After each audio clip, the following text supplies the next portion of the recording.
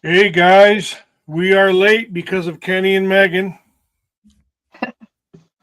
AKA Matt. or Matt. I'm not sure one, but here we are, guys. Share us, section, Megan, hang in there while we share this around, and I get myself unfrazzled. Then we're going to talk about tracking systems or GPS systems.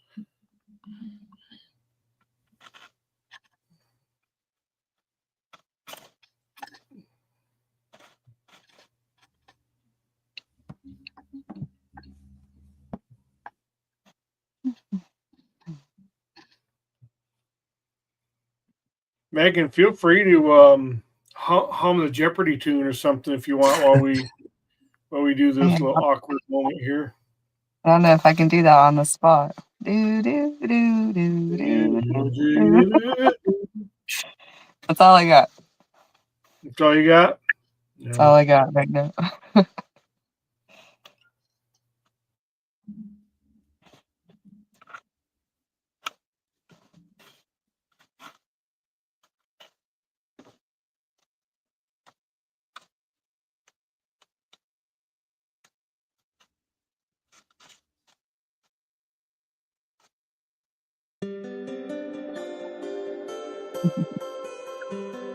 I love that. Terrible. Let's try this one. Dance pop.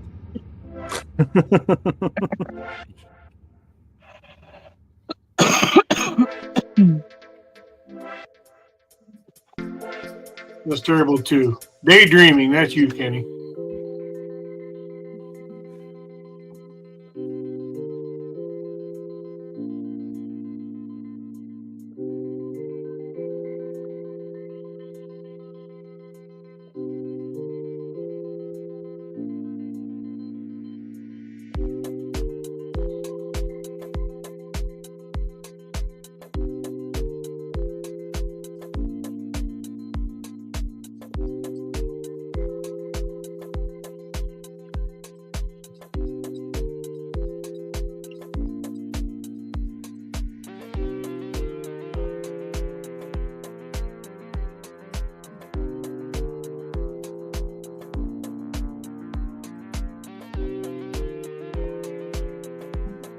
Okay. All right. I just told my kid I need the bandwidth. We'll stop playing daydreaming music where we put all of our followers to sleep. And Megan, are you ready? Ready. Ready as I'm Kenny, gonna are be. you ready? I think so. You got 35 seconds to get ready.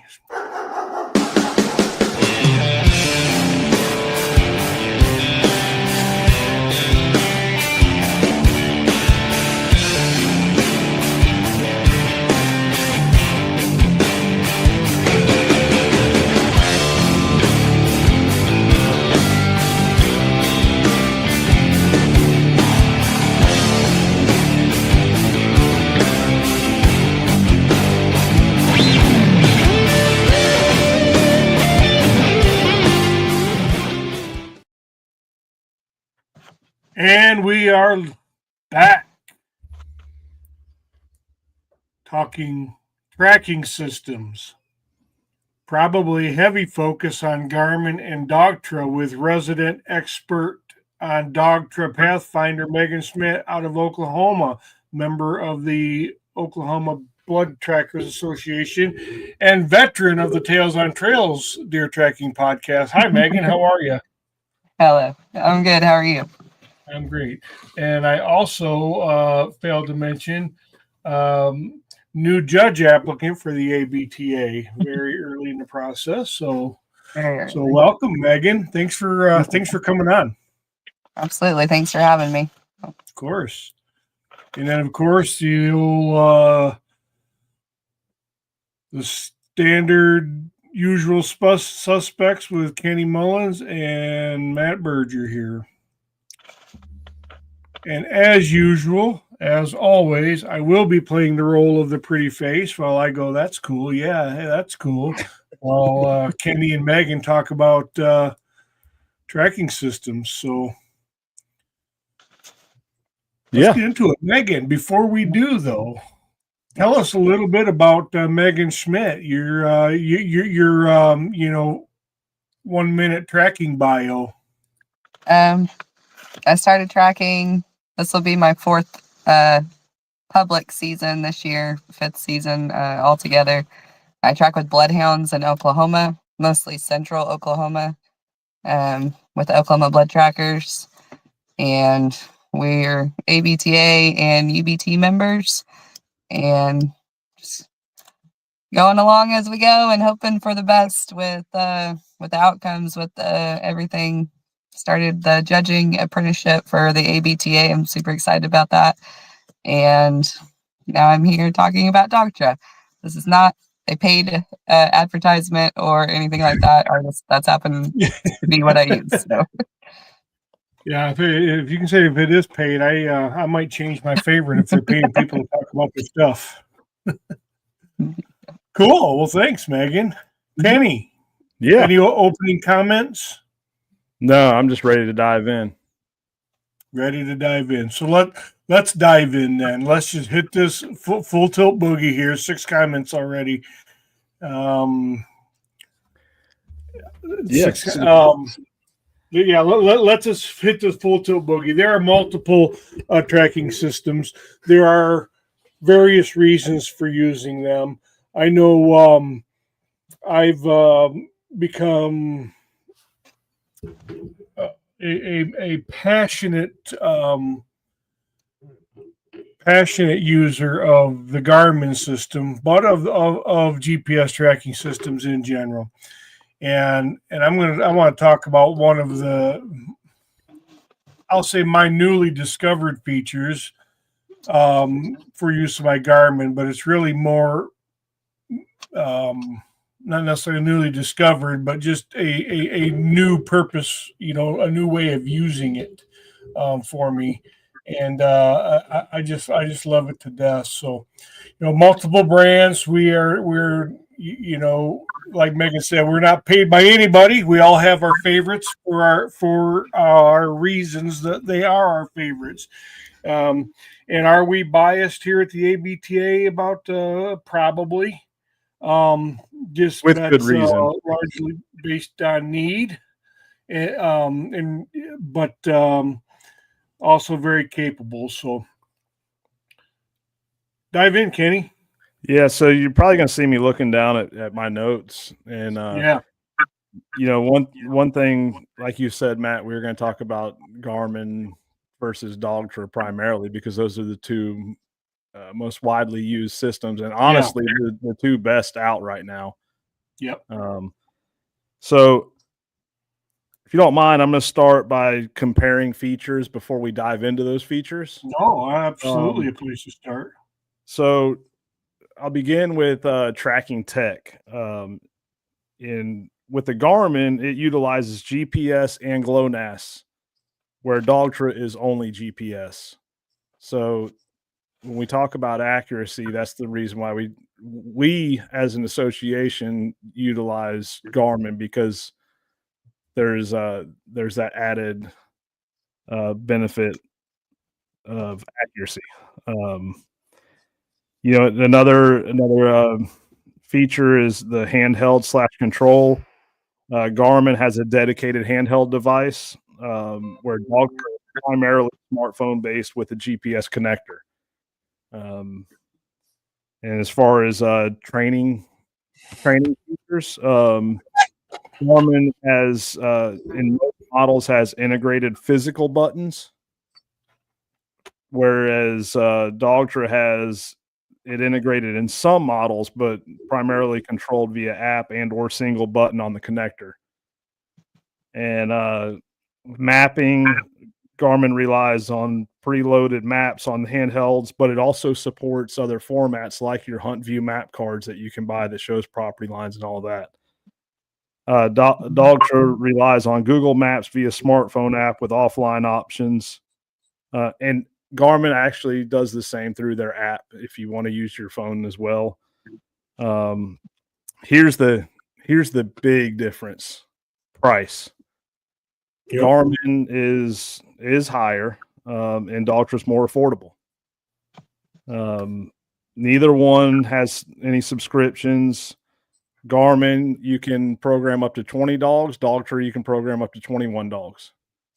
Well, with the Pathfinder 2 system. Let me put that in there. Yeah, qualify that. Yep. So, and this is something Megan and I talked about here, is battery life. With the Garmin, especially the Alpha 300, is exceptional battery life, and you're only relying on the battery of your handheld with the Garmin. Mm-hmm. With the Dogtra relies on the smartphone and connector battery life. Correct. Durability, the Garmin's are super durable. And I have to give Garmin a win there, because with Dogtra, the collars are durable, but the smartphone aspect is just not as durable. And in some environments, it's, you don't even want to take a phone, especially in my region. And ease of use, they're both pretty easy to use. I haven't used Dogtra a lot, but because I knew we were talking about tonight, I kind of dove into it a little bit, and it's a pretty easy system.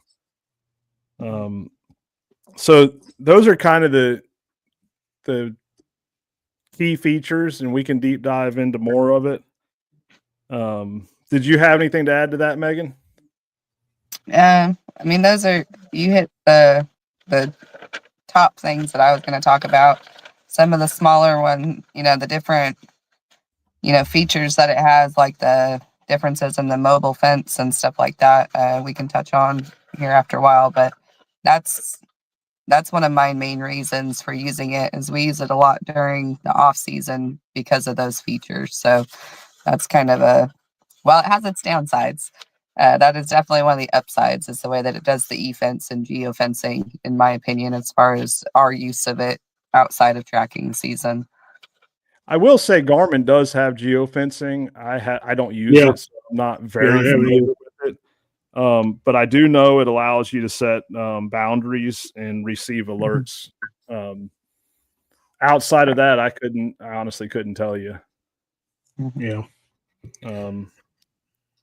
But if you want, I'll kind of go down. I'll start a little bit with the GPS and GLONASS tracking. Mm-hmm. So with Garmin, it operates on both and or utilizes both systems for accurate location tracking of dogs, with update rates up to 1 second now with the 300. And now Garmin has added the new LTE collar, which I don't have a lot of experience with, but I'm going to give a shout out to Kyle Parks. Kyle's been sharing some information on some of our posts, and he was telling us, as long as you have enough signal to send or receive a text message, that LTE collar will pair with your TT25, and you can see your dog from 60, 70, 80 miles away.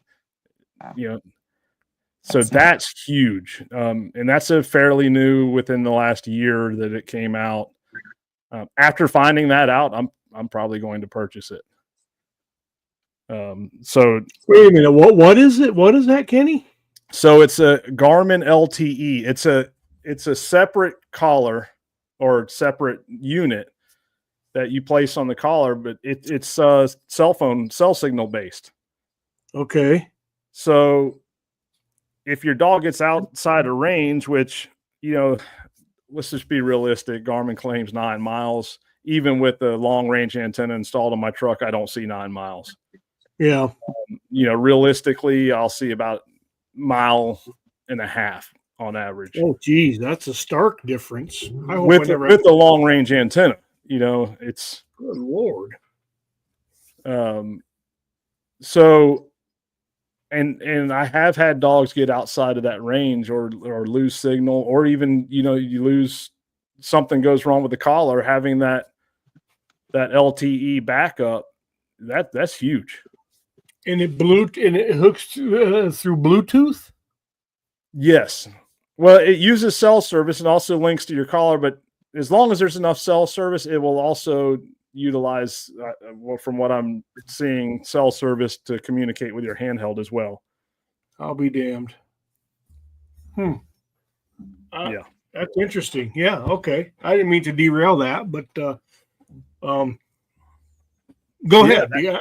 Yeah, that's huge. So now not only do you have the option of the GPS, the GLONASS, and now the LTE system,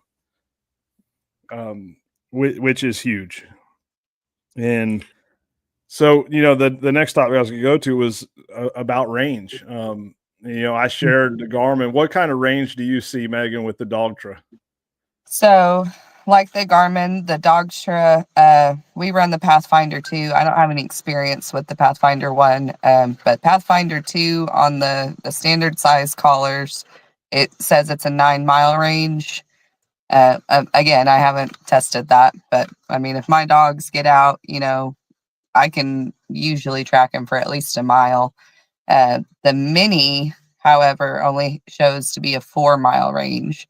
I don't have a Mini because we run bloodhounds, but that was the biggest difference in my research, at least between the Mini and the standard size, is the range is different on the Mini.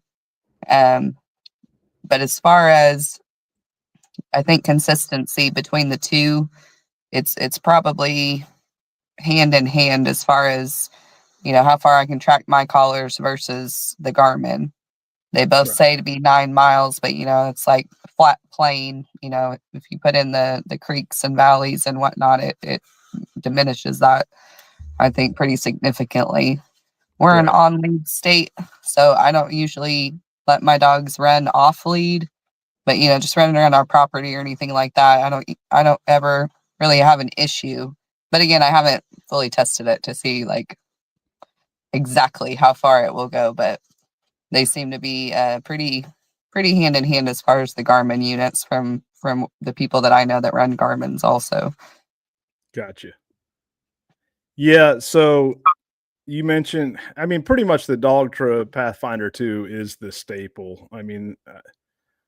Yeah, I Yeah. think the features, just from the research I did before I purchased them, it's, I don't know why anybody would want to buy the Pathfinder one with the additional features. Just the receiver alone, being able to tone and nick or stimulate the dogs from the receiver versus having to use it on your phone like on the one is a game changer, because I can use my receiver for that or my phone.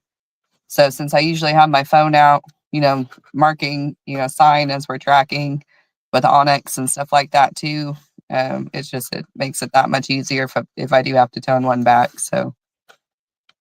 And see, that's another thing I like about Garmin, and I wish I would have had mine here with me. But so on the top of my Garmin, there's 3 buttons that you can program for different features. And what I do is I program one for tone, one for shock that I never use, and one for a waypoint marker.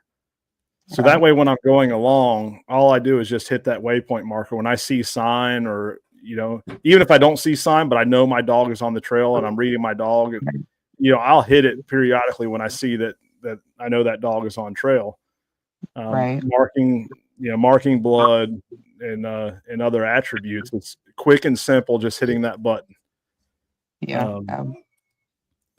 So that's. So on the Pathfinder, it pulls up like there's like a little symbol, and then you touch the symbol and just pin it like wherever you're at. So I guess that's an added step because you have to have your phone out.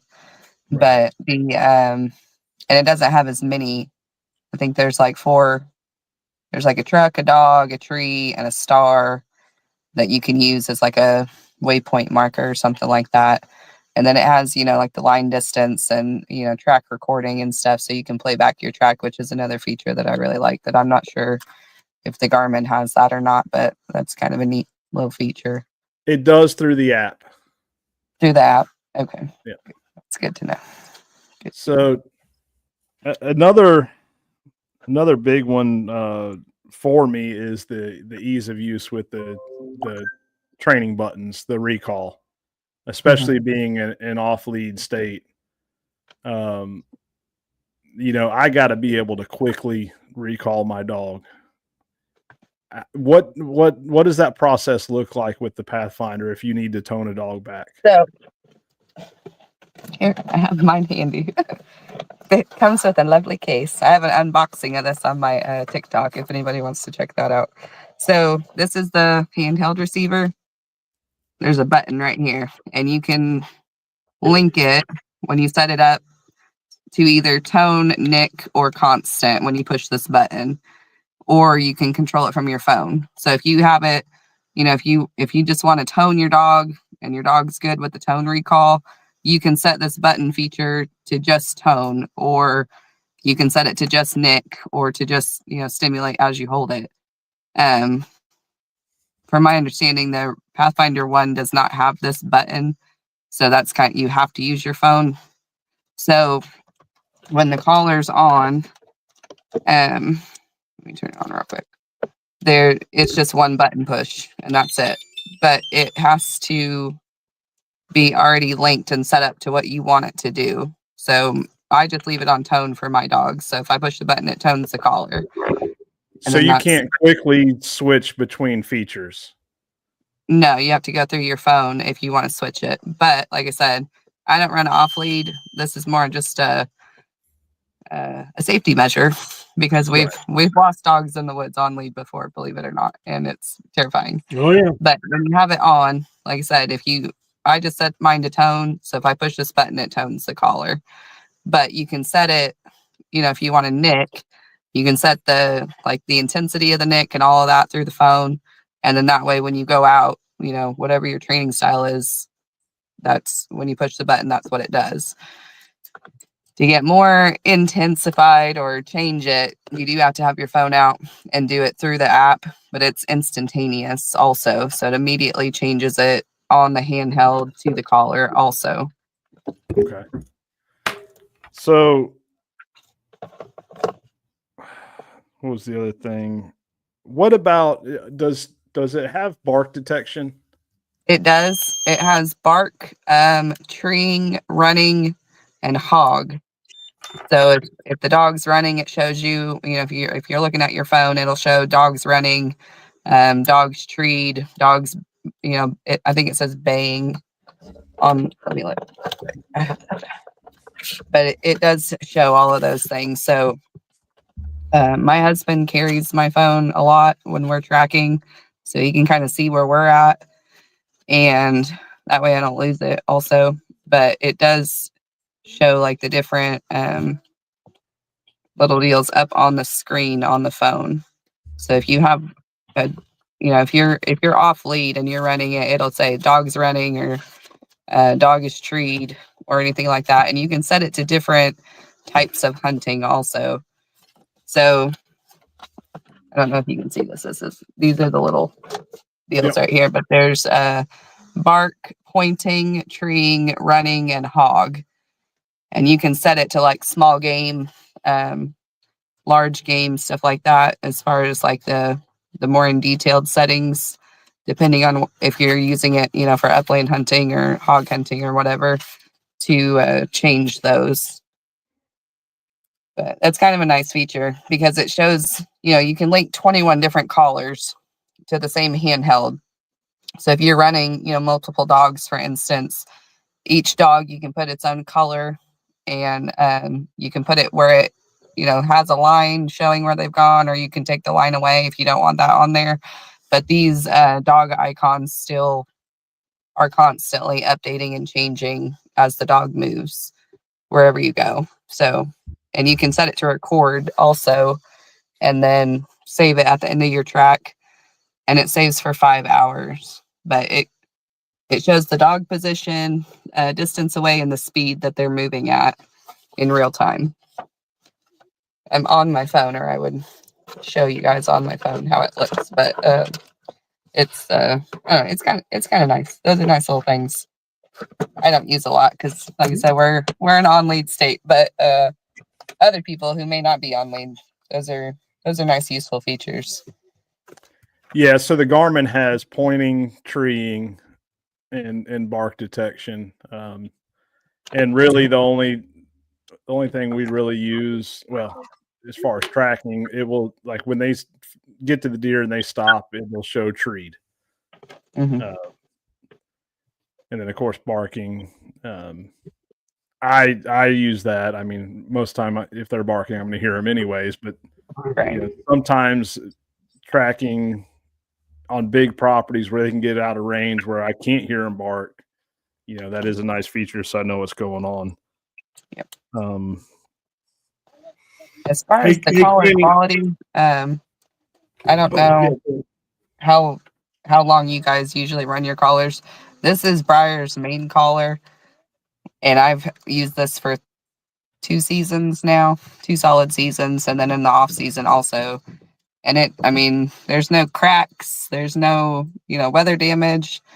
There's a little bit of wear, like right here where it overlaps. I don't know if you guys can see that, but the antenna, I mean, it's held up really well for as much as I use it, and I've been pretty happy with that. As far as one thing you mentioned earlier was the cost effectiveness. That's the reason I run these, because I didn't used to run GPS collars at all, and I had an instance where my male Creole got away from me on a track at the lake, and I couldn't find him. It was very very scary situation because we were right by a highway.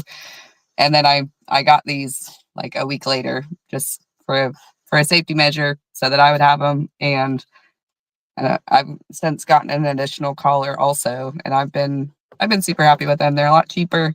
I do plan to get a Garmin eventually, but as far as for what I use it for, I mean it's great for us, and I'll probably keep it and still use it even if I do get a Garmin. Honestly, for the the other features I mentioned, like the e-fence and stuff like that.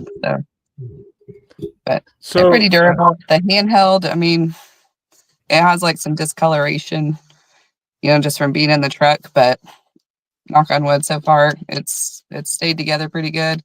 I don't have a long range antenna or anything like that on it, and I mean, I don't lose service with it.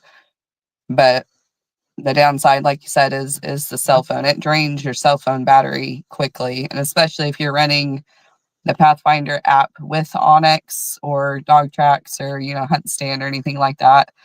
If you're out on a track, I would highly recommend taking like an extra box if your phone battery doesn't last very long.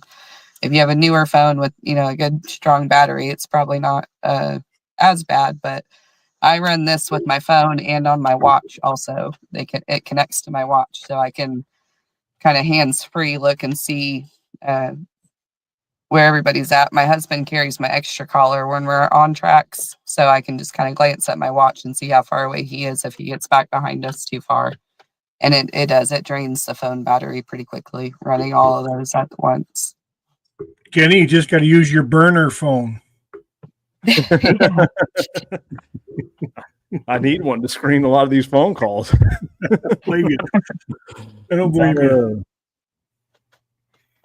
Hey, Kenny, before you dive into the next, and I'm sorry, buddy, before you dive into the next piece, we've mentioned GLONASS a couple of times now, and I just wanted to mention to folks what that is for those who may not know. GLONASS is in essence the Russian version of GPS. So they're probably spying on us, but it is the Russian version, and although GPS gets the hat tip for superiority and accuracy, the GLONASS system has really improved and narrowed that gap. But those two together really make for a pretty formidable locating system. So that's what GLONASS is. And that's actually what I was going to talk about next. I'm sorry, buddy. No, you're good. So one thing that really sets the Garmin 300 apart from any other system, including the 200, the Alpha 10, the Dogtra, is the ability to go in and select a different satellite. So if you're in an area, and it may not impact a lot of people, but like where I'm at, I may be tracking in a hunting club that has hundreds of people out there with hundreds of dogs running deer with dogs, and each each group may have 20, 30, 40 dogs on the ground. It starts jamming up and collars interfering. Well, I can go in and select a different satellite. The channel. Yeah. Is it satellite or just a channel, Kenny? It's a satellite. Okay. So, and not that I have to use that a lot, but it has came in handy at times. And for the average person, that's not going to be a big deal. It would be more for maybe some field trial, fox trials or, bay competitions, coon hunts, stuff like that. But that is it's a pretty significant feature. So now we'll get into kind of the different systems within Garmin, because it comes across a lot. The Alpha 100. I had Alpha 100 for a long time, and I hear all the time the 100s. It's easier to see. It's more accurate. I still have a 100. I still have a 200. I have a 300, and I'm telling you, it is not as accurate. And if you think if you're having an issue with it not being as accurate, you're probably not up to date on your system. And that is one downside to the Garmin is it shows that you can update it wirelessly through Wi-Fi. It does not work. And it may tell you that it works. And it may show an update, but I did it with mine, and then I hooked it up to my computer to the Garmin Express, and I was 6 updates behind. Oh, wow. Yeah. So once I updated and I updated my collars, and I do this regularly, I don't have the accuracy issues that people talk about. I did have them prior to the update, but that's something to keep in mind. But here's the deal with the other alpha systems, your 100s, your old Astro units, your TT15 collars, TT15 mini collars, all of those are no longer supported by Garmin.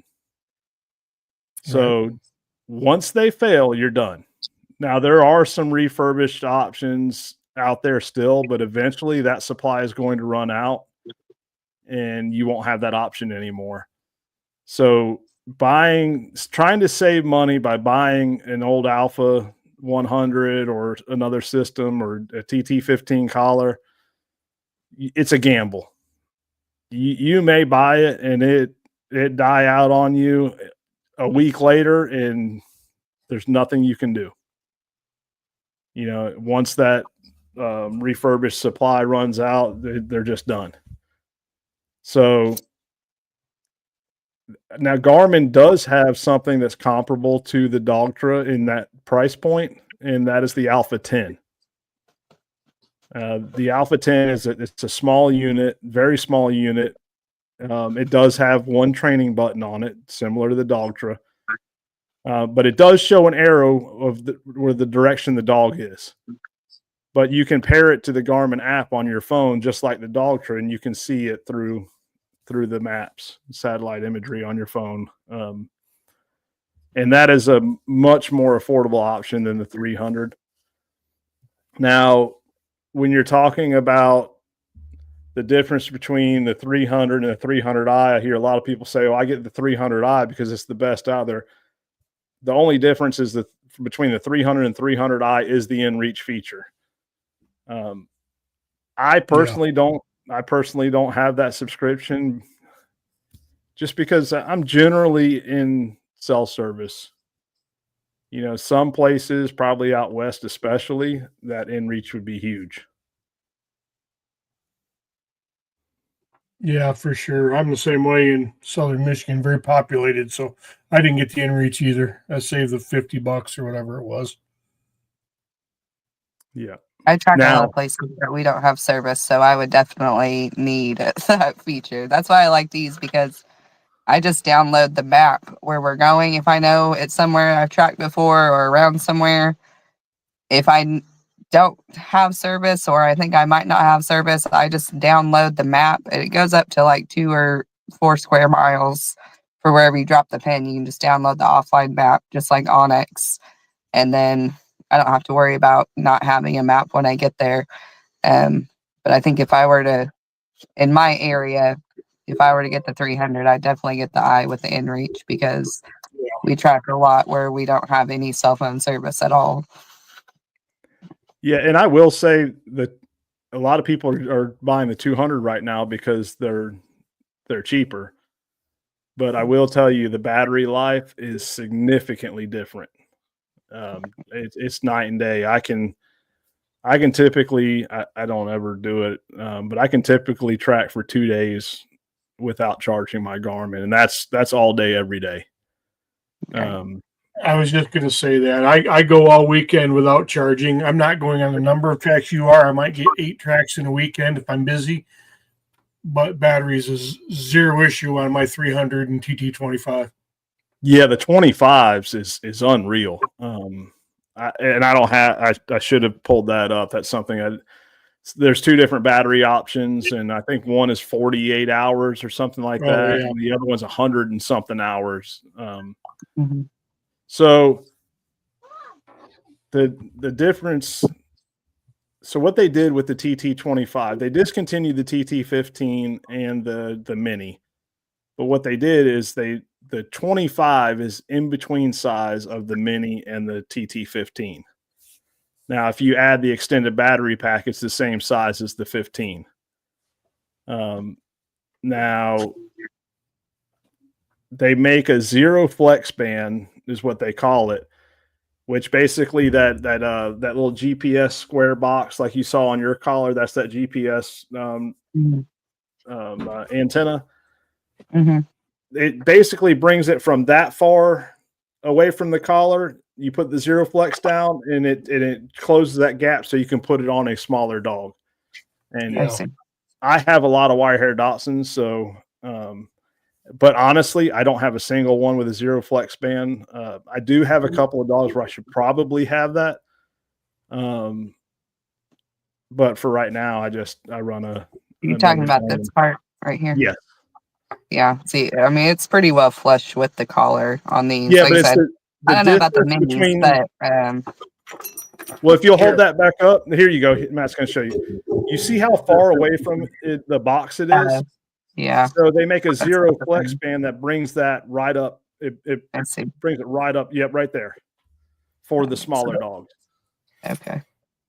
Now, Kenny, I want to bring this up. So here's a TT15 and a TT25 collar. I bought the 15 just for testing purposes. So the 15 is on top, the pink one, and the 25 is on bottom. There's a significant difference in size. The 15 is way bigger now. Maybe it's got the mega battery, and my 25's got the standard. I don't know, but no, that's just the way it was. Yeah, the battery, even though that 15 is that much bigger, the battery life is nowhere near as good as the 25. Yeah, but I was really surprised because we were talking about size. The 15 is huge. Yep. Okay. Now the TT15 Mini is smaller than the 25, but they eliminated it, and they eliminated the regular 15 and just they met it in the middle with size. And all of my little dogs have no issue. On the minis, the actual unit itself is smaller. Yes. I thought it was just the gap was for smaller collar, but they actually made the unit itself smaller for small dogs. Here you go, Calvin. However, they no longer make it. They no longer support it. So once they're gone, they're gone. Yeah. And the battery life is horrible on them. Oh, okay. Now Matt, you can buy that extended battery, and it'll basically make that 25 just as thick as the 15, but not width-wise, and you'll have like 120-hour battery life.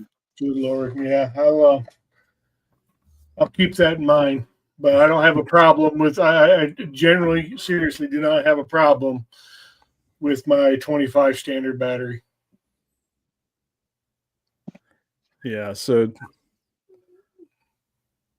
That's pretty much all I had, and maybe some questions will come in. And We've got some questions here, but I want to talk about a couple of things before we do. And Megan, feel free to chime in because I have some questions of you as it relates to the Doctra system.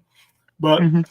I mentioned at the top of the show here that one of the things for me on the Garmin that I have fallen passionately in love with. I will tell you this. So my Garmin story, I'll go back to my electronic collar, GPS collar story started in my first year tracking when exactly what you said, Megan. I lost the dog and she didn't have a collar on her. And it was a very unpleasant 45 minutes in the woods. And I'll be damned if I was going to go through that again. So I immediately go to Marketplace because, I'm cheap and start looking for the bargain and found one. And I started with a Sport Dog 2.0. It was $400 on Marketplace. It showed me where my dog was. It showed her line and my line. But I was using it just so I was on lead. So if she got loose, I knew where she was. Right. And she got loose one time and I knew where she was. The lead came unclipped, and then I go into last year and trying to track off lead. The Sport Dog did what I needed it to do. It showed where she was. It showed where I was. It showed how far away she was. It created her line, created my line. It had tone, vibe, and stem. I'm like, cool, I'm good. Until some of those buttons stopped working. Mm-hmm.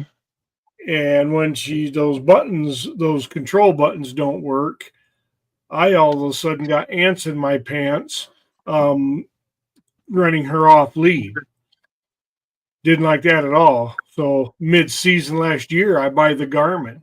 Hated it because I wasn't familiar with it. But I used it. I became familiar enough in the very core functions of where's my dog, how far away it is, where's can it create her line and my line, and how do I tone, vibe, and stem. That's it.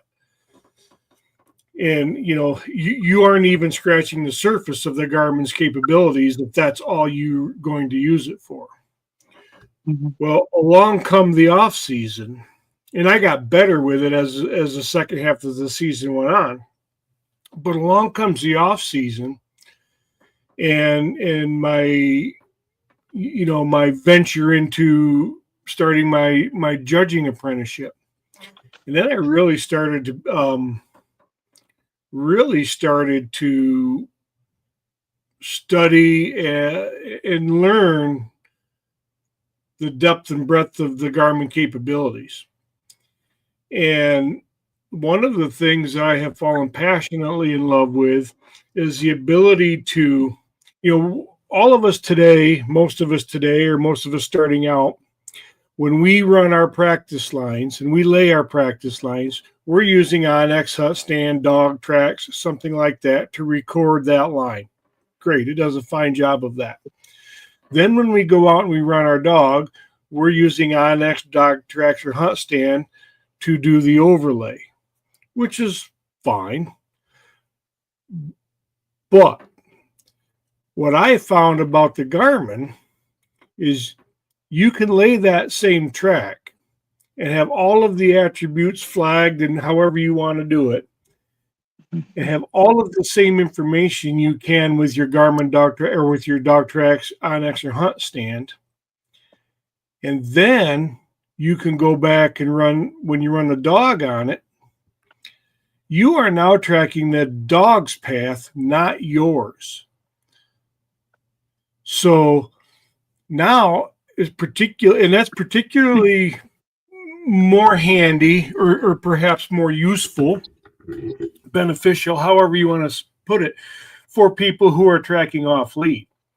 Because now you can set back and you can see what your dog actually did over that line.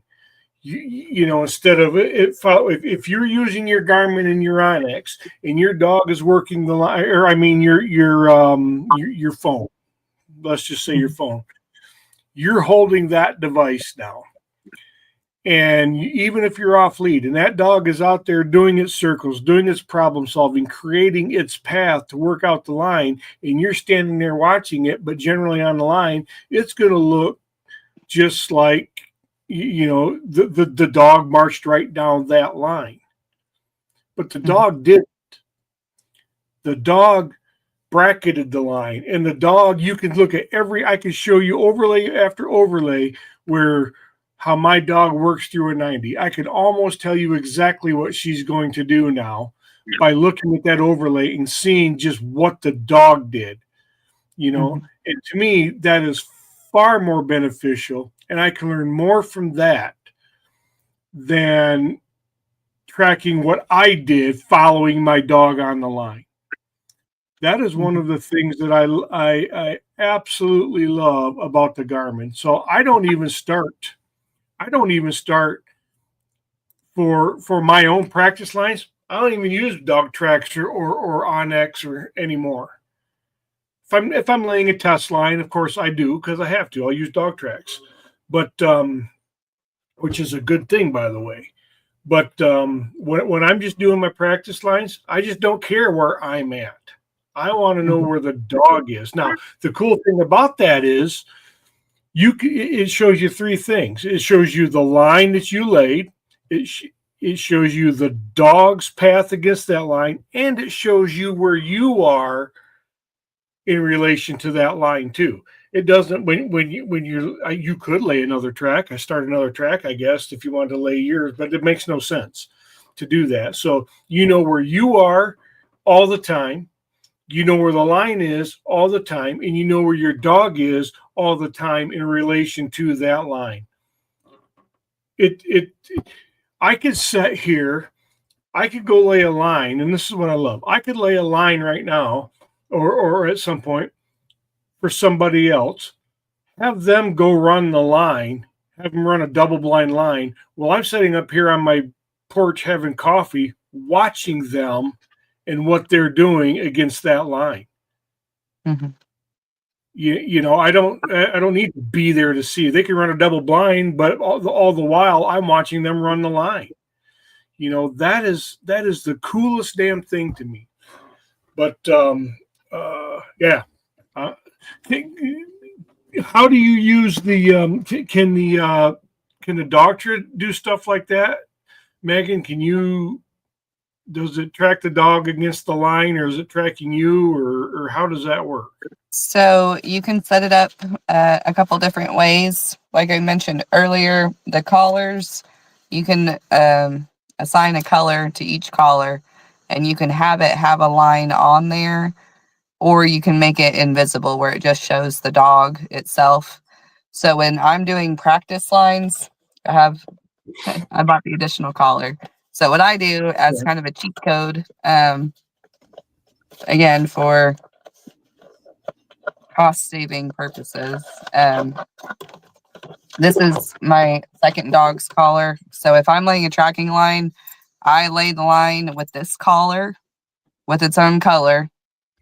And then whatever dog I'm running, I put my other collar on. That way it tracks the dog versus the line that I laid. Because your handheld will have a line also. So if I'm tracking behind Briar, it'll show Briar and it'll show my handheld that I carry with me on two separate lines, unless I make it invisible, which is an option to do that. So if I'm laying a tracking line for Briar, I will carry this collar and my handheld, and then I use the other collar on her when we actually go to run it. The downside to Dogtra is the practice lines or the tracking lines on your handheld will only stay for 5 hours. Ooh. I'm hoping that there will be an update at some point that extends that. Like Onyx, you can save it indefinitely. Pathfinder, it only saves it for 5 hours. So if you're in, like an early stage with your dog training, and you want to age it 2 to 4 hours, it's perfect. It works great. When a couple of my dogs are in that time frame right now, so it works. But if I'm laying one for Briar that's 18 to 24 hours old, it's not going to be there, and then I have to revert back to the line I used with Dog Tracks or Onyx in that instance. But for one that's not aged very long, like I said, if you're starting out a younger dog or just don't want to age it that long, you have 5 hours and it'll stay on your phone. You can use the same collar and change the color and just start a new track if you only have one collar, and it'll do an overlay that way. But the handheld, like you were saying, you could walk and lay one with just your handheld also, and then Okay. run the dog with the collar. I prefer not to do that because I don't think the handheld is as accurate on my map as my collar. Like I had a track last year. It was a very short track. It was like probably 75 yards altogether. But the way that we had walked in, it was, like a square field. And we walked up and over the border, like around the fence line. And then the deer was from the feeder directly across in the field. Like we passed the deer basically walking in. So because it was such a small area, my handheld line was like this on my screen because it pinpointed too many areas in that one little section. The dog's collar was accurate for where we actually went, but my handheld, because we all had phones and it was such a small little space, I guess it just like disrupted. It was like a freak thing. But there's a picture of that in the story on my tracking page. And I reached out to several people that I know that also run Doctra, and nobody, and I sent an email to Doctra and nobody could explain it, but it basically looked like a spider web with my handheld line, but the dog's line was where the dog actually had gone. So I don't know, it was like a fluke deal, but So I can actually explain that for you. go So for it. your cell phone GPS, it actually doesn't work the same way as a GPS handheld. Mhm. It does use GPS, but it also triangulates off of cell phone towers. Right. So especially if you're in an area with weak cell signal or you're kind of in between towers, it'll ping Right. and it'll bounce your location all over the place. Yeah. Now Garmin does make a unit called Garmin Glow 2. Yeah. And you can actually Bluetooth that to your phone, and it actually turns it into actual GPS and GLONASS receiver. That's neat. And it'll prevent that. But now when you start talking buying more collars and buying this the Garmin Glow, and you might as well buy a Garmin system. Exactly. Yeah. So That's speaking of which, on the price points you mentioned earlier, I think we should touch on that for people who don't know. So I started with the original Pathfinder 2 series from Amazon, which, the prices are pretty standard everywhere, but the Pathfinder 2 bundle comes with this nice orange collar, a receiver, a box, instruction manual, a belt loop, all that kind of stuff, and it's $430 for that system. If you want to buy an additional collar, they're $280. It's pretty average for these.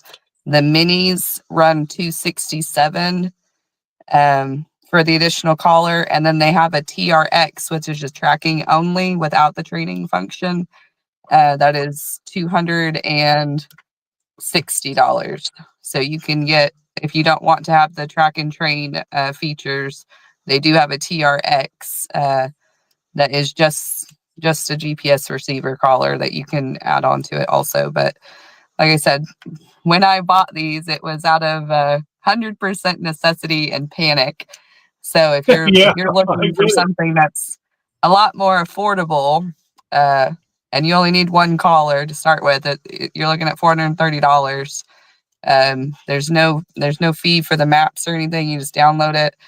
But like I said, it does have some downfalls, like the battery life on your phone and stuff like that. But as far as a price point, for a lot of people, it's worth the money for sure, just for the, Piece of knowing where your dog is priceless to me. And so it's been a good investment. Like I said, I do plan on getting a Garmin eventually, but for right now, for the cost of these, I think they're very well worth it. Even just if you're using it for the geofence or e-fence features that it has at your house, they're awesome. But I know the different Garmin stuff runs. I think the package that I'm looking at has the 300i and the TT25, and they quoted me like $1,300, and then it's another $89 for the Oklahoma card. So I don't know if that's accurate, but you can correct me. That's very accurate. We'll get you a better price on that. As an ABTA member, and you go to the members section of the website, there are discount codes for certain suppliers that were on the banner. Yeah, Megan, I have a question. Conkeys does not carry these, and I thought they did, so that was kind of a surprise to me. But they used to. You can get them on Amazon, if nothing else. But support your local dog hunt supplies if you can. Yeah, Conkeys used to carry them, and now all they carry is Garmin. And with that, so a comparable option to the Dogtra through Garmin is the Alpha 10. And I'm sure somewhere has a bundle. I'm on Conkeys right now. They do not have a bundle, but the handheld is $400, $399.99. But again, if you're a member, you do get a discount. And then let me go to collars, and then I'll go to the bundle option, which I can pretty much. So a TT25 collar is retail price is $350. So you're at $750 for basically a comparable unit to the Dogtra, with utilizing the phone for the maps. Now you get into the Alpha 200 and 300, you're looking at $11 to $12, $1,300 retail. Without the state map card. That's $89. I quoted that. So I was like, man, I feel like they should sell that with it if you're buying bundles. Yes, that's correct. The map card is definitely worth it. That is correct. Not having maps in each area. Having the map card, does that do the property lines? Is that what you said earlier with the like Onyx? That's neat. That is. In fact, let me just share. So I was talking about what it looks like with doing the Garmin overlay, and this is what it looks like. And Megan, this is a property line right here. I should get one, and all you have to do if you want to know who owns either one of these, you just tap on the screen. It throws a pin. It tells you who the owner is if you have the map card. Now the Dogtra maps are nicer. I think it uses Google Maps, and they're really sweet looking maps. I'm going to tell you, Mapbox is who they use actually. Oh, Mapbox. Okay. Map cards are 100% worth it. Jeremiah Gracie says, "Yeah, you have to do it, but you can tap on it." But so what I wanted to show is this blue line is the line that I laid, and I put a little scent challenge in here, and then she worked it. But then we went back and ran the line, and you can see just how she worked it. You can see at the point of every VBAC, she overran it, did a big loop, came back. This one, you can see the third VBAC, she stayed much tighter. She worked it out, cranked through that scent pool. This straight line right here is a scent gap. I just paused on the Garmin. You can pause the track. And then I took the shoes off, and where did I walk? Oh, I walked around right here where she went. I come back here, put the shoes back on, resumed my line, and finished it out. And I thought the 15 hours was going to be enough for the disturbed earth and my scent to dissipate. Maybe not, or maybe that's not what she was tracking. But my point is, you can see what the dog does. Had I had my own phone and tracking my phone, I would have been right here, generally behind her, stood here, waited for her to do all this, and then followed her here, waited here for do all, and it would look like a just a super sexy overlay that we love to see, but that's not the reality of it.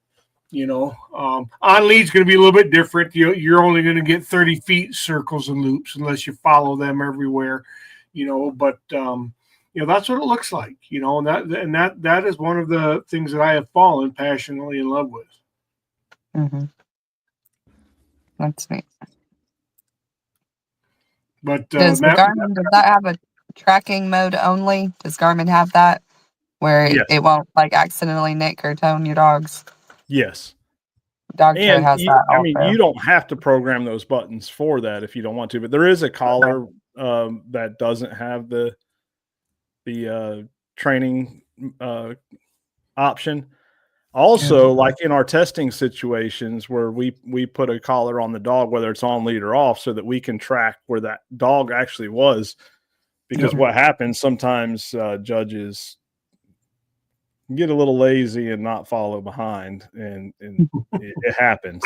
No matter how much we tell them not to or train them, it happens. So by utilizing that, we have a more accurate line and display of where that dog is and how far it is in relation to the actual line for callbacks. Anyways, so if the person testing has their collar on there, they can give us their code, and they have the option to give us the train code or the track code. I always ask for the track code. I don't ask for the train code because I don't want. Yeah, we don't need a train code. Yep. No. We don't want to control their dog. Yeah, and so I do have a video on YouTube that goes over setting it up, especially for training testing scenarios. I need to do more for like some of the features that I actually use while I'm out tracking, because the biggest difference in the training side is you don't want it to auto start and save your lines. You want to go in there manually, start it when you want to start it, stop it when you want to stop it, and then you can toggle display on the map or not. In fact, that's one feature I don't really talk about a lot that we use is, I can go out there and lay a line and turn it off from displaying on the handheld. And I can give it to, say I give it to John, he goes out there and runs it blind, and I'm not walking behind him. I can go back and turn it on and say, hey, look, this is what it looked like. Yep. And we can do the same thing with dog tracks. There's a feature there for that. But we'll do another week. We'll do one about the phone apps. Cause I've used them all, the Onyx, the Hunt Stand, dog tracks. And, there are some great features on some and, some other options on others, but, with this being a tracking system based thing, we'll hold off on that. Yeah. One thing I want to touch on is I talk about it from an off lead perspective, but when I got my first tracking system, I did not track off lead as much. I primarily tracked on lead. And like everyone else, it's not a matter of if you will lose your dog, it's a matter of when you will lose your dog. It's going to happen. Yes, it is. You're going to trip, fall. In my case, I had the first dog that I had it happen to was my bloodhound. He was young, and when bloodhounds are young, they have a little more spunk to them, and that deer got up in front of us, and he slipped right out of his harness. That was when I used a harness too, before I knew better. But he slipped out of his harness, and I had no way of tracking him. He ran that deer, and I put a jacket down, came back the next day, and he was there. Of course, I didn't go back the next day. I went back a bunch, but it was the next day when we got him back. That's well, mine was only like 20 minutes, but luckily we got him back, but he came back without any of he didn't have his harness or his collars or his line or nothing. He was just naked, but he did follow us back to the truck. We found the guy's deer, and there was footprints. He had been there, but when we got to the deer, he was no longer there. And then we dragged the deer back, and I told him, I said, I'm going to go look for my dog. And I turned around, and here comes Creole, like, hey guys, what's up? So, after that, I was like, no, there's no way. I have to have something. I've gone back out to that same spot. It's on public land, and I've gone back out there probably 4 or 5 times looking for the rest of my stuff, and I've never found it. So I don't know if he got hung up in something or what, but it was terrifying. So I ordered these immediately after that. So another great aspect of it is, now I probably utilize this more than the average person. I can, for one, I can read my dog on a handheld as good as I can with it being on a leash in front of me. Over time, you learn to do that. Mm-hmm. But having that tracking device in your hand and being able to look at that line, it's really a very underrated tool, because typically you can watch, or there's going to be a pattern on that trail typically. And your dog gets hung up, and you've been going, say a few hundred yards, and you've been going this general direction with no real change, and your dog gets hung up, with more than likely that deer is continuing to go in that direction. Yep. Yeah, that general direction. And when they get hung up, you can utilize that to help work past that and pick that scent back up again. That's a huge tool. Mm. And that will set you apart from a lot of handlers. Well, and not only that, you're right. Can even on lead, we're working through a grid search, let's say, or whatever the circumstances might be, where the dog can't break through, and a scent pool or a grid search or a whatever, you can see on your handheld, even if you are on lead and you're following your dog around, you can see the end of that scent, right? The dog bounced to the left 40 yards, it bounced to the right 30 yards, and then it bounced out in front of you 15 yards. So now you have that bowl of spaghetti perimeter that you can visibly see, not just try to remember, was it that tree or was it that rock? You can see it. You can use that now as a tactic to break out of that trouble spot, by skirting that bowl of spaghetti that's been emerged there. It's just so valuable. You can use it to show hunters, look, we are progressing in one direction. You can do that. You can do that with phone apps too, but it's just there's just something about the collar, and even if we are on lead, even if it is the budget friendly version, I will tell you, just like everybody here has said, it's imperative to get something so you can locate your dog. Right. Yeah. And honestly, I'm obviously a Garmin fan. Me too. But I will say, if you're an on-lead tracker, and you're not doing a bunch of training and testing lines of long age times, save the money. Yeah. Just keep in mind that, you are going to burn that battery down. And that's why even then I would lean more towards that Alpha 10. But because you do still have the feature, also the 550, I think it is, basically a lot of bird dog trainers use it, but it has the GPS and it has the arrow showing the direction of the dog, like the Alpha 10. So you don't have to open up your phone to see the direction of the dog. But if you're on lead, you're really not worried about that until something goes wrong. Yeah. Right. And then you don't have to have your phone out the whole time. Yeah. So just some things to consider. Absolutely. Let's we're getting some good comments and questions here. Let's roll through some of them. We'll start with Emily Nail. I started with Doctor, and it relies on the accuracy if the compass on your phone. If it is off, the doctor will leave you lost in the woods. Ask me how I know. Laugh out loud. Got a Garmin, and we'll never use anything else. This is not a Garmin commercial. Get a Garmin. But that glow, that Garmin glow will correct that accuracy issue of the phone. Yep. So Megan, this one's for you. Okay. Can you talk on your phone while watching the track on Dogtra? I can if I close the phone out and then reopen the app.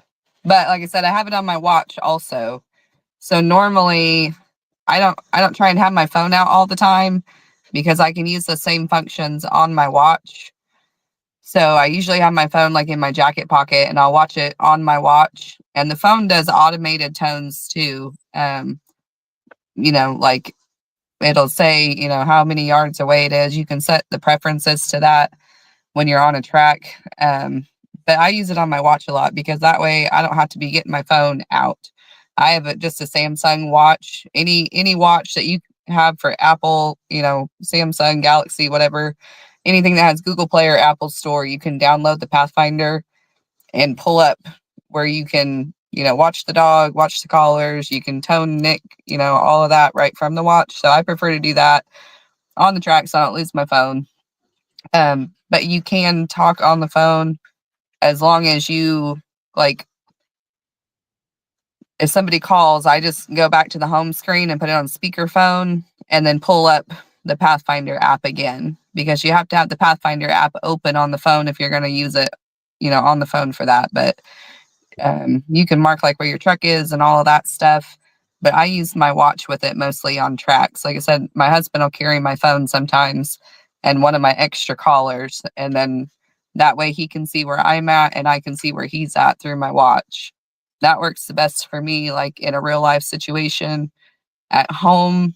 Outside of tracking season, I use my phone mostly. But when we're on an actual track, I normally default back to my watch just because it's a lot less stuff in my hands that I have to deal with.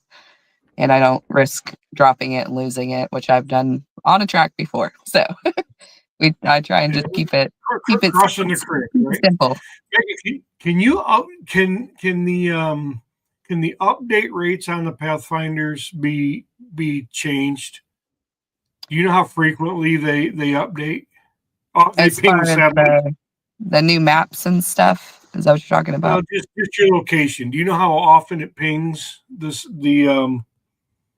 don't off the top of my head. I mean, it seems like it's pretty quick. I don't normally see a delay unless it's somewhere that I don't have cell phone service, in which case, like I said before, I just download the offline map. But I would think it's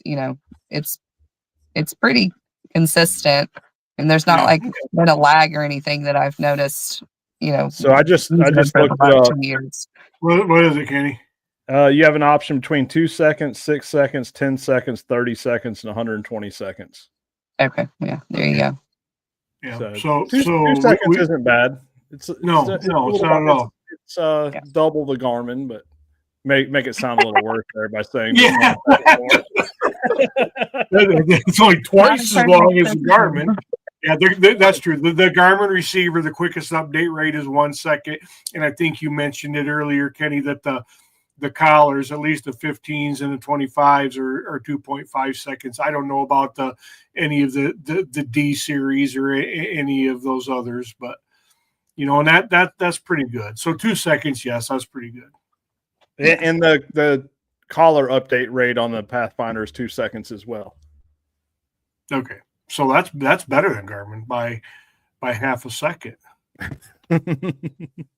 We're talking micros of seconds now that we're going that way. Let's look at Wesley here.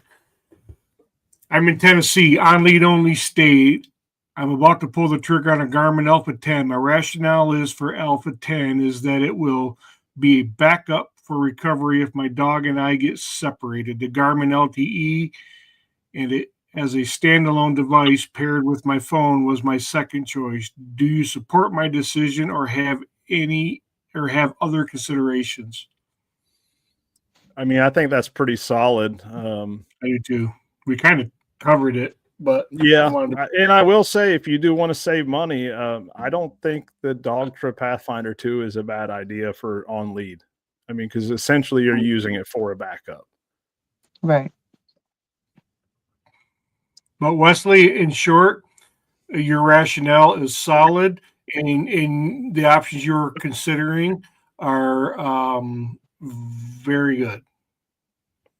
I will say the downside on the Alpha 10 and the Dogtra is if you do not have a solid recall, whether it's tone, vibrate, stem, whatever, and let's say you have it set on tone, you have one button. So if you don't have a very solid recall on that tone and you need to change over to stem, it is going to be slower process. And sometimes the amount of time it would take you to transfer over could be life or death of your dog. So let's look at this picture, Kenny, because we mentioned it. You mentioned it very early on about how it's set up, and I'll just make this. I'll go solo layout here, just so you can see it, full screen layout. One of the setups on the Garmin is these three buttons. You determine how you want these three buttons to set up, and you can do. Oh, good Lord, Kenny! I don't know if you know a lot. You can have probably 15 or 20 options here, but the right here, it's laid out right here, tells you what each one of these buttons do. So, as noted in your video, Kenny, this button is I have it set up today for dropping a waypoint, and then my middle button, just for no particular reason, I have the dog compass. I hit that and it'll tell me right where the dog is, direction wise. And then over here, this is the one I have set up to. That's my tone button. Now, when I want to go to Viber Stem, all I got to do is hit toggle my toggle buttons over here, and it gives me a whole new layout. And that's where I have my stimulation level set up. So it's just a quick tap of the toggle over here to get a whole new set of functions for the control buttons. And I have mine set up similar to yours, but I have where your compass is. I have a control setting there, so it's tone control, waypoint marker. Yeah, and we'll see what I do. I'm paranoid about accidentally hitting it when I mean to drop a waypoint, hit stem or something. I don't mean to when she's tracking, so I keep that off. But that's a good point. For Perry Lawrence, what's the battery life like on the Dogtra versus the Garmin? I think we kind of talked about that. We know the Garmin, depending on which Garmin you get, the 300, you'll never charge it all weekend. The 200, you can probably get through most of the weekend, maybe. I don't know. What about the Dogtra? My phone I have to charge every 2 hours. No, I'm just kidding. My handheld and my collars, I usually only charge them during tracking season. If I'm only using it for tracking, I usually only charge them once a month.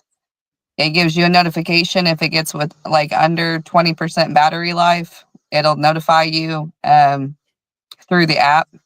But the batteries on the collars and the handheld, unless you just leave them on, 24 hours a day, they last a long time. So for me, during hunting season, I only use them when I'm on a track. So I turn them on when I get there and I turn them off when I leave to save the batteries. Outside of hunting season, if I'm using them for the e-fence, so my dogs can run around, outside the kennels, I usually charge them every 2 days, 2 to 3 days, and it'll tell me I'm at 20% battery life. I've never ran them completely down, so I don't know, as far as pushing it, how far it would go. But your phone has to be connected. So I did last year on a track. I was at public land and my phone died, but my watch remained connected with my collars. And I was able to find my husband without getting lost in the woods because of my watch. So that is, to reiterate, something to consider. If you don't have a strong battery on your phone, and my phone's 4 years old, so I'm getting a new one next month, but hopefully that alleviates that problem. But they did still stay connected with just my watch. Instead of having the phone and the watch, I was able to still navigate with my watch with them. But the phone has to be charged, or your watch, whatever you're connected to, for them to work. If it's not a problem with your phone battery, the actual handheld and the collars batteries last a long time. You could easily run them for 24 to 48 hours before they die, both of them. And, So like I said, and there it is, Megan. We've talked all about that battery life, and then Perry says, "Oh, I mean on the collars." Come on, Perry.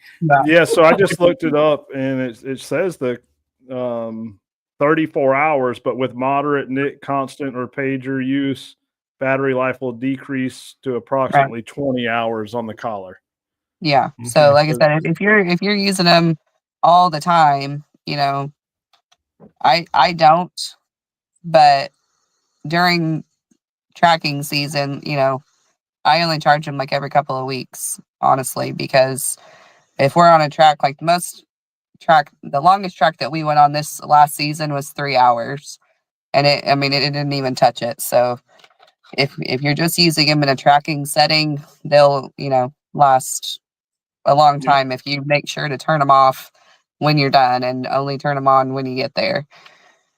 But I've gone on 4 or 5 tracks back to back where I haven't had to charge them, and I know over 24 hours, like I said, it'll tell you, hey, you're at 20% battery life, and then I usually plug them in when it's outside of season. So I don't know about the Garmin, but I feel like they have a pretty good battery life as far as my experience with them goes, for sure. So Perry says again here, Perry shows the dog speed. So the Garmin does show the dog speed. You can set that speed, and I like that. So when I know she's moving over 5 miles an hour, she's trucking along. Does Dogtra monitor dog speed? It does. It has like a little pop-up window. So if you're looking at it on the phone, it'll show the dog's name that's assigned to the collar with an icon that shows whether it's running, baying, or whatever. It shows the name, the distance away, and the speed that they're going.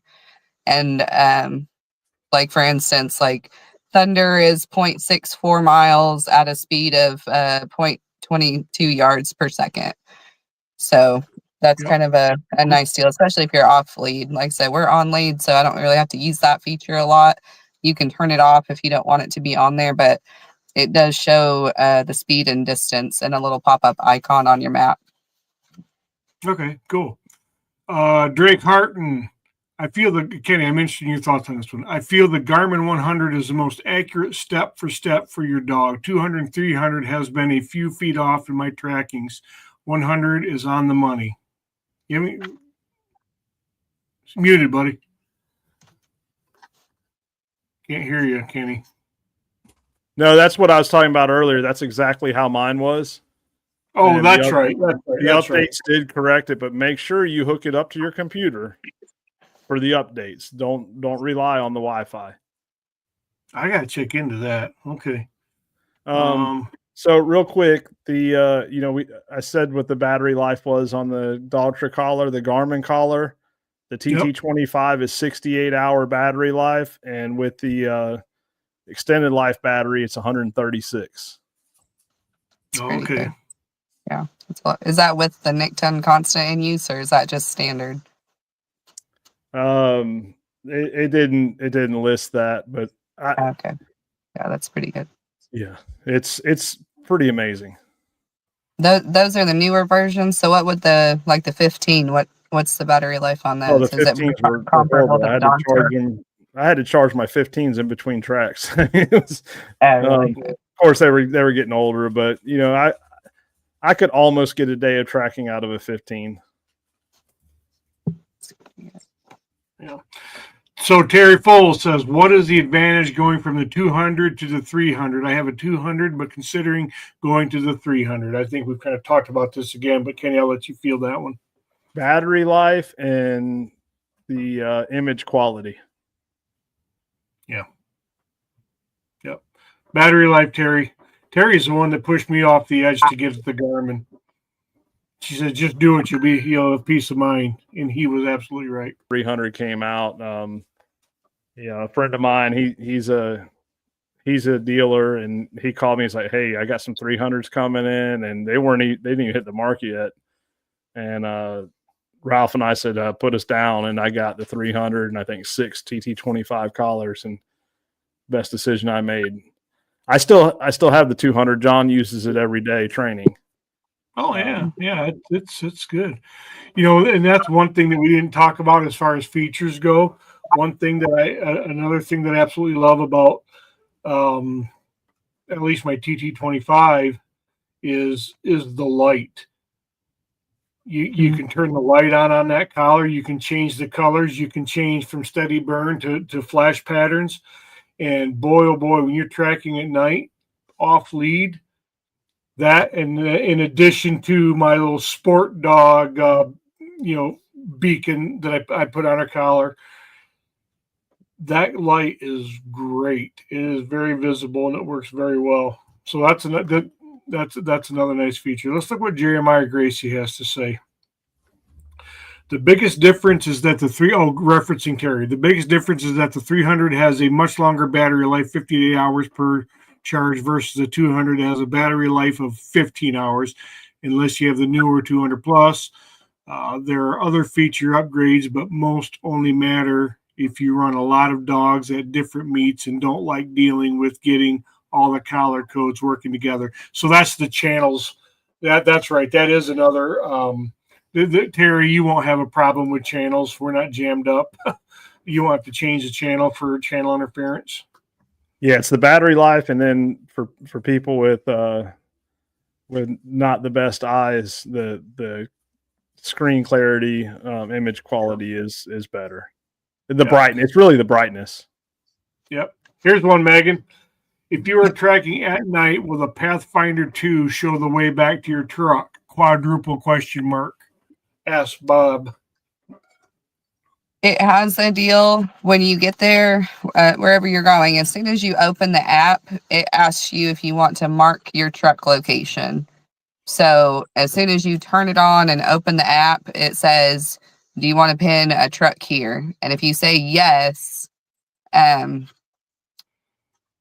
it saves your truck location. I don't know that it'll show you the way back, but it will show you how many yards you are from the truck. If that makes sense. It must have a directional arrow though, right? Yeah. It'll show like you can use the compass or just your phone screen, and it will show you, the truck is, northeast 250 yards, just like it's a dog collar, but it pings it where your truck is. And it has the light you were talking about, the indicator light on the collar. It does have that as well.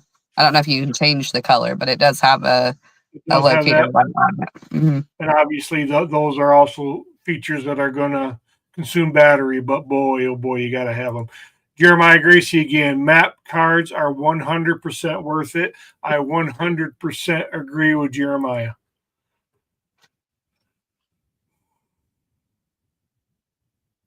Here's another one for you, Megan. You won't be disappointed with 300i or the bundle option. The money is worth it, and Ashley's right. It's on my list. Yeah, on my list. We bought tracking shoes first, so that's next. Yeah, no, I get it.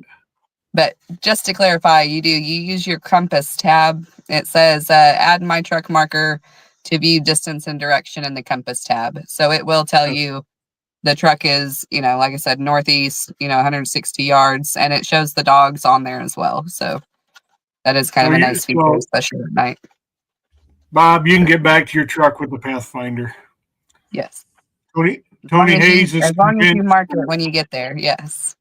Yeah, Tony Hayes. Okay, you sold me. I'll order the Tennessee map card. Well worth it. Well Well, worth it. It is money well spent.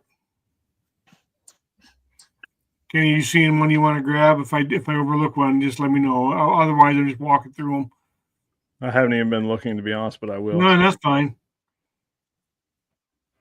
So one of the other things while you guys are looking that sold me on these collars, other than the price point, the e-fence feature. I bring this up a lot because I use it with my dogs a lot at our house.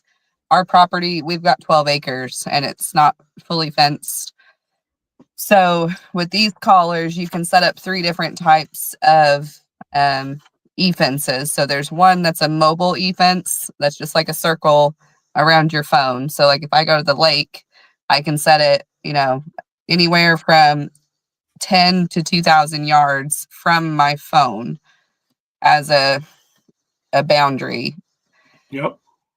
It will notify you if the dog leaves that boundary on the mobile e-fence or the geofence, which the geofence is the same deal, but you set like certain pinpoints for the dog to stay in there and it sends you a notification and you can customize that. Like if you want only a notification for leaving, only a notification for entering, or both. But the e-fence actually will notify your phone and it sends a pager vibration within 5 yards of the boundary. And if the dog leaves the boundary, it will send a correction to the collar also.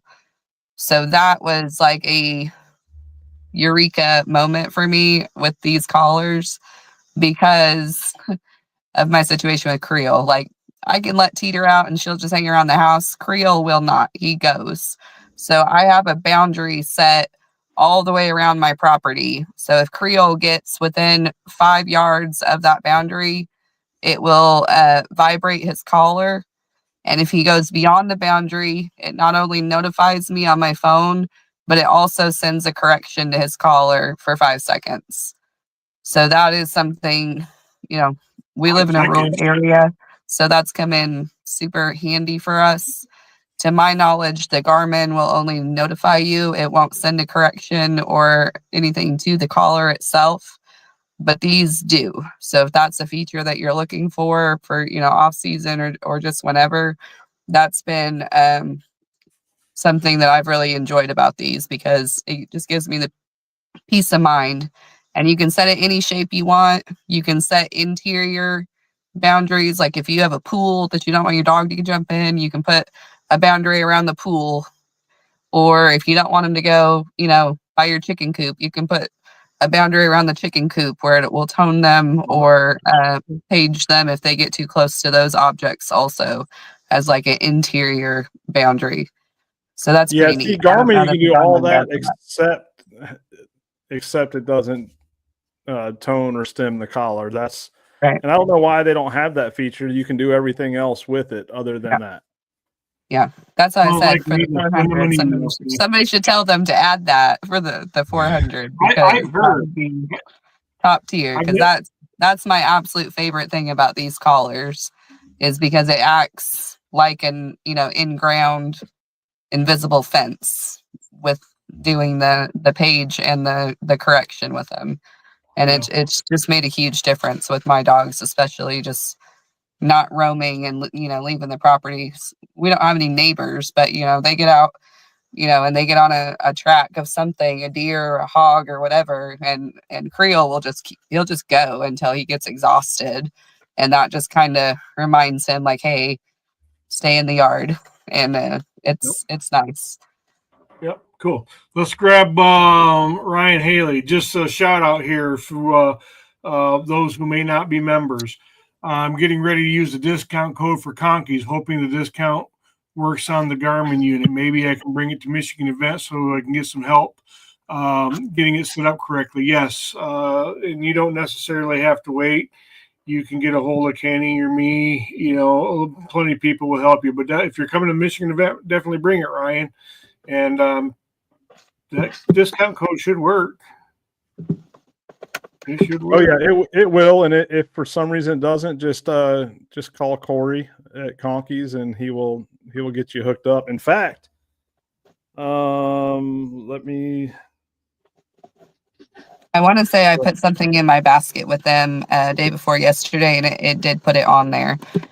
You might have to put it in twice at the start, and then once you get to the end, when you go to check out, if it's not there, just type it back in and hit apply promo, and it should go on there. That's what mine did. Benefit of being a member of the ABTA. So good, Ryan. Let us know. Drop us a note when you get it, man. Love to help you get it set up.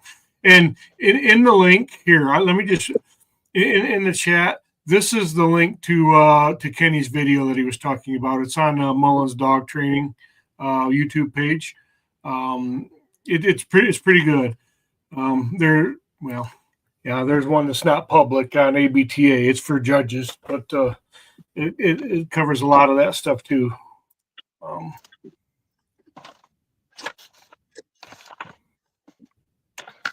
Just from a training perspective, let's see what Jeremiah says here, because again, it's to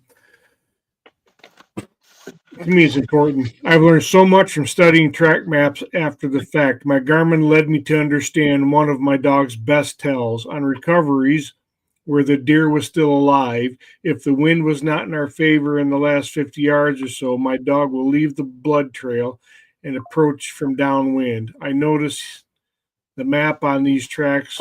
We always had a question mark shape into the track. I have a question mark shape into the track. Now that I've put it together and see him start to turn off the track, but head downwind while looking upwind, I see this now. So, yeah, I mean, it's just studying game film, studying the track lines, putting the pieces together, man. Yep. Yeah, and actually, I loaned my blackmouth cur out to a guy 2 years ago. His dog got ate by a gator on a track, and his I think I was running a charter, and someone in his family, I think it was his grandpa or something, had shot a deer and needed a track. I said, just go to the house and pick up Dixie and take her. And he calls me on the handheld. She was showing pointing. And so he got up there. He's like, I don't understand this. He got up there and she was like belly crawling, stalking like a cat, because the deer was laying there alive in the thicket, and she was stalking like a cat and pounced on it. He was like, man, you don't believe what just happened. That's funny. Hey, Bob, let me grab this real quick. Bob, how do you become a member? Go to the American Blood Trackers Association.org. And right on that main page, there's the first thing you're going to see, the big blue circle over top of the banner that says become a member. Click on that and you can sign up. Be sure to create an account and everything and get your sign in, but you can become a member there. Then you'll have access to the members page, and there's the list of all of the people that have partnered with the ABTA who are offering, I say partnered, I don't know if they're necessarily partnered, but they're supporting our members by offering discount codes. So it's $25, guys. If you're not a member, spend it $25. Become a member. It's $25 annually, and enjoy the benefits that these organizations have chosen to offer. Yeah. So also, it won't allow you to access that right away. We have to go in there and manually do it. However, if you do not create an account with your name that an email that we can see, we cannot grant you access. So keep that in mind. And if for some reason it won't let you access, contact us. I have someone messaging me now saying they still can't get in, but they're not. I don't see them with an account in the system. That's why I wanted to bring that up. Yeah, good point. Yeah. Yeah, that's right. You have to actually turn on their access to the memberships page once they've created an account, right? Yes, it doesn't do it automatically. We have to manually go in there and do it. Which is good. Yeah. So become a member. Let's see. Tony Hayes says, "Is there any way to print tracks from the Garmin 300?" Not that I'm aware of, but yes, through the Garmin app. You can print them. Yes. Okay. How do you? What you just must email it and then print it or something, or? Yes, you can even download the files and everything. Okay. Through the app, and the app is free. So, yep, good.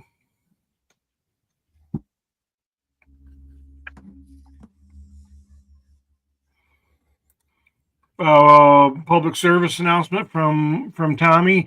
It's always good. It's always a good idea to take a picture of your Garmin handheld ID if you lose it or need to send it to someone you are tracking with. So there you go. Yeah, that's a good point. I haven't done that. Yep. Just don't lose your phone. You definitely want to do that. You can also pair it with someone else's handheld, and there's different options. Then if you do have the InReach service, you can locate it through InReach. Okay. How long does it take for your collars to fully charge if they're completely dead? I don't know. I'm not sure. This says that a fully depleted battery takes 3.5 hours. So if you do run your handheld or your collar down on these, it says it's 3.5 hours to fully charge. So just as it's probably about the same. Run into that.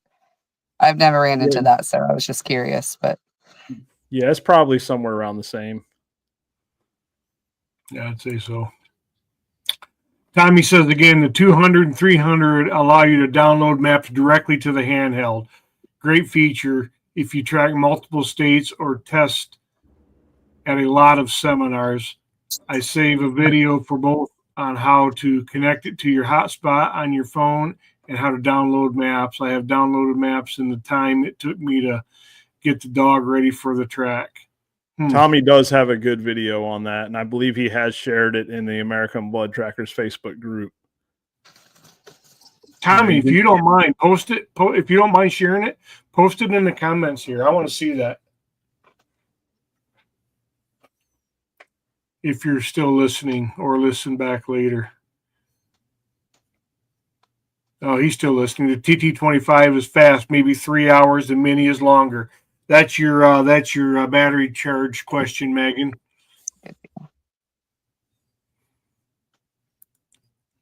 Michael Beck says, my first experience realizing the value of a collar was with a Sport Dog 1.5. I had the 2.0.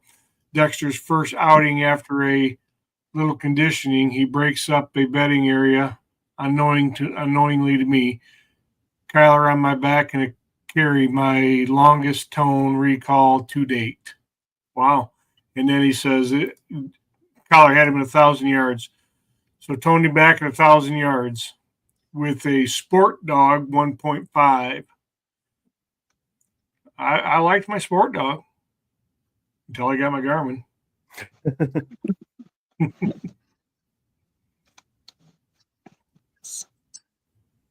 Kenny, do you know how many members we're up to? Kevin's asking. I do not. It's growing. Yeah, it's not in my wheelhouse. Someone else keeps track of that. Oh, okay. Yeah. I know. I'm approving requests almost daily now, and I know others are too, to join the Facebook group. So, it's certainly growing in membership and followers. So, yeah. All right. Well, look, it looks like I think we've hit most of the comments. While we're pondering other features regarding or things we want to hit on regarding tracking systems, let's just take a moment and plug the forthcoming events. We just had the Alabama event, which was by all accounts a pretty big success. Many tests ran. We just had the meeting out last night, and I don't remember what the number was, but a lot of tests ran. Battling the storms. Lyle Avis did the yeoman's job as he typically does of commanding the operation and moving and shucking and jiving as needed to thwart the weather, and a lot of real positive feedback. So thanks those who attended the Alabama event. Please share your pictures and your stories to the group page. If you're not a member of the group page, ask and share your stories about the event. Next event is weekend of May 28th, May 30th, May 30th to June 1 in Pennsylvania. The PA event. Michael Beck is the state liaison there, and that is a full-blown testing event and seminar. Please get registered.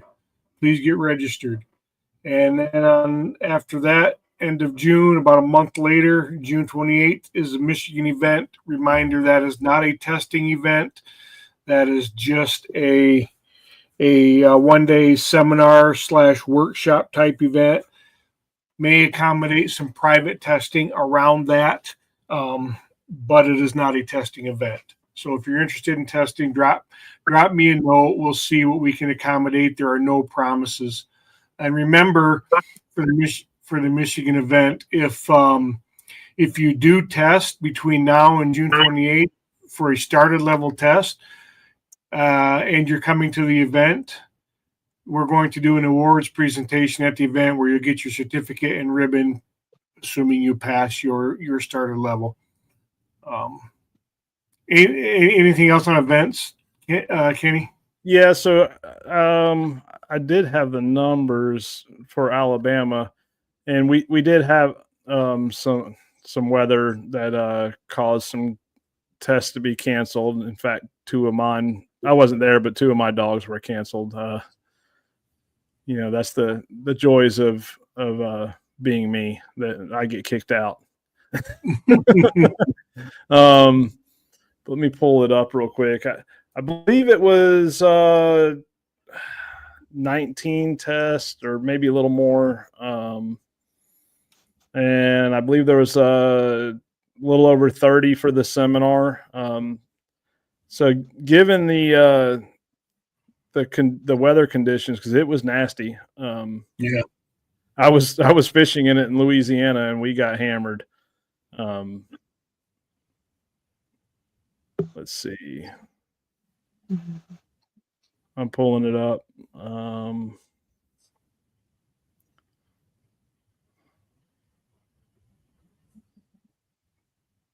There's like 10 million tabs on here, so we only need you to find one, Kenny. That's what I'm looking for. Okay. Tommy, thanks for posting those links to those videos. I'm certainly going to check them out, man. Thank you. Awesome. Looks like 22 tests. And like I said, we had to cancel some / reschedule 22. some. Yep, we had 6 on Friday. It looks like 11 on Saturday and 5 on Sunday, which is pretty good for like I said, the way the weather was. It got pretty bad. Yeah. Now, let's see. And again, I can't stress enough. I don't care if you're on lead or not. You need a tracking system. Hopefully we covered some stuff. And Tommy posted his videos on there. Tom, like I said, those are great videos. Tommy is a great resource with this Garmin stuff. He does know some of those cool features. Yeah, I'm anxious to check it out. I'm a nerd for that kind of stuff. Liking to learn it. Yep. Michael Beck throws, hey, get your butt signed up for PA so I know how much food I need to provide. So, again, yeah. and more than just the food. And by the way, Michael's putting together a lot of home cooking for the PA event, but just for planning. And I mean this in all sincerity. It doesn't matter what event it is. The earlier you register, the better it is to pull off a quality event.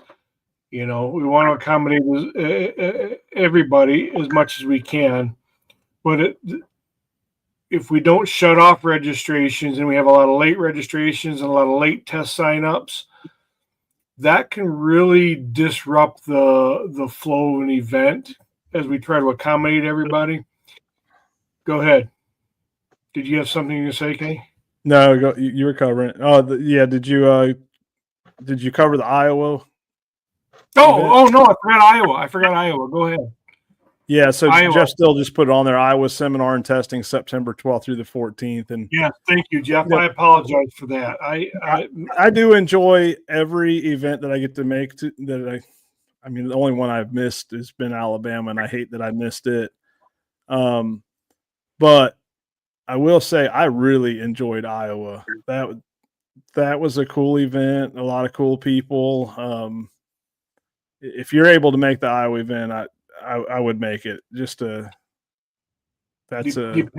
Depending on when the Michigan youth season is, it's probably right around that weekend. But if it's not that weekend, I'll probably cruise out to Iowa. What's one weekend going to hurt you? I know. Hey, and that's true because it's probably going to be 80 degrees. But our season opens that weekend too. I'm going to be in Iowa. Okay. I need you to commit in case something happens. No. Well, we have lots of time to figure that out, and it wouldn't be much of a tug if I need to get. Did you place in Louisiana? I know the answer to this in your fishing tournament, Kenny. Unfortunately, no. We would have, but he couldn't resuscitate a fish. Yeah, one of our fish did not stay alive. It died 15 minutes before weigh-in, and cost us a half a pound. And at an event like that, where you're fishing against the top the red fishermen in the nation, ounces matter. Yeah. Wow, that's interesting. Yep.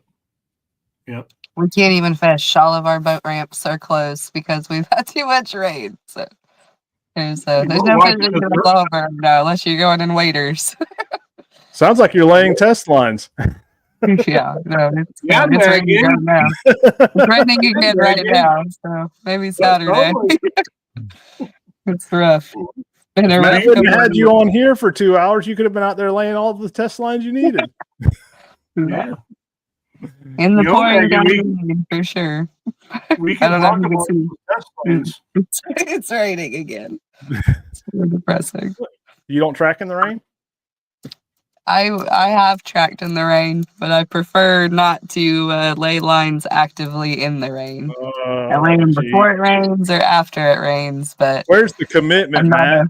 I'm not a super big fan of with rain in Oklahoma. A lot of times it develops into hail and tornadoes, and you never know. Like it's just a risk. I grew up in the desert. I'm from Las Vegas originally, and I'm not quite accustomed to the weather here yet. So I like to stay dry if I can help from it.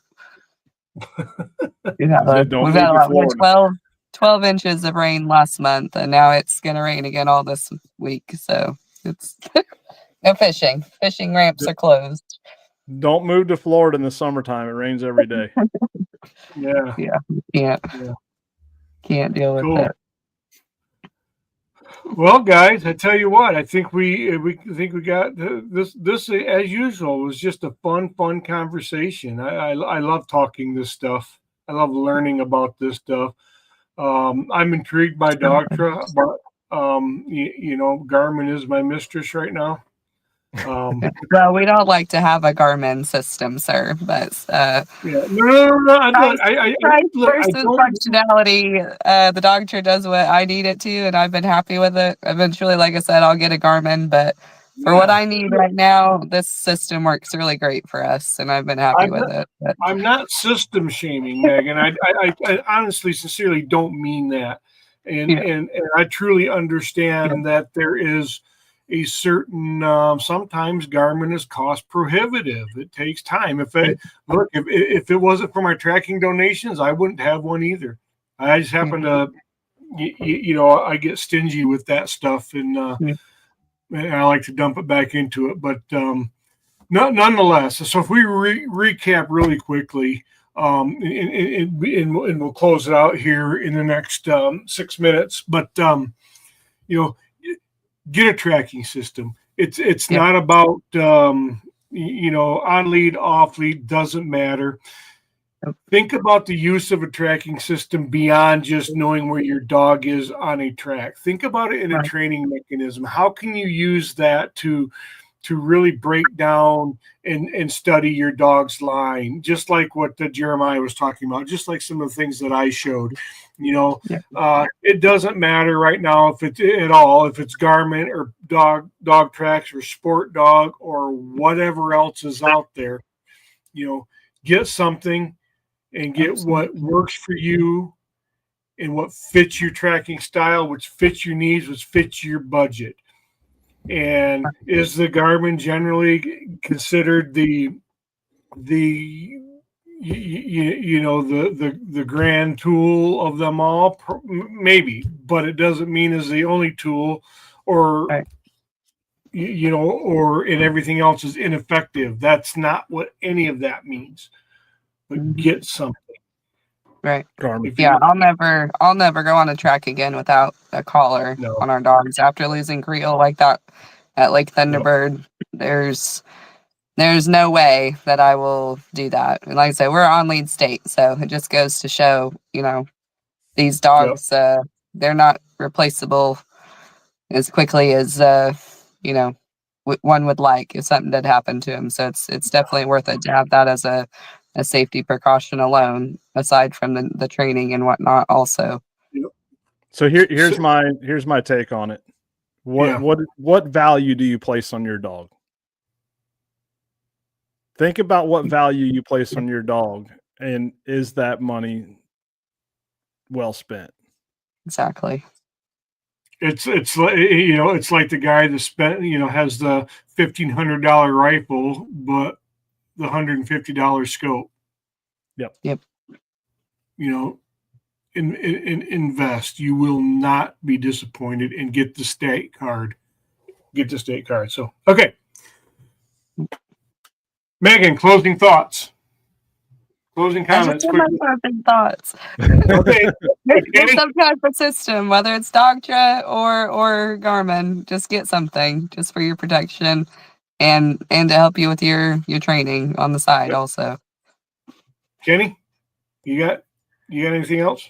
Yeah, I see a lot of people that think that just a regular e-collar is sufficient enough, and it's not. It's really not, because all it takes is for that dog to get out of range of that, because they don't have the range that these systems do. No matter how much they tell you that is. Just something that will tone, shock, or stem your dog.